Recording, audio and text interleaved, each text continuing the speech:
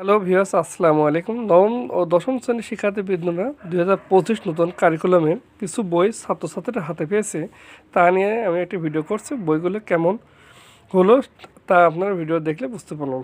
ভিডিওটি ভালো লাগলে একটি লাইক দিন, চ্যানেলটি সাবস্ক্রাইব। সবাই ভালো থাকবেন এবং চ্যানেলের পাশে থাকবেন।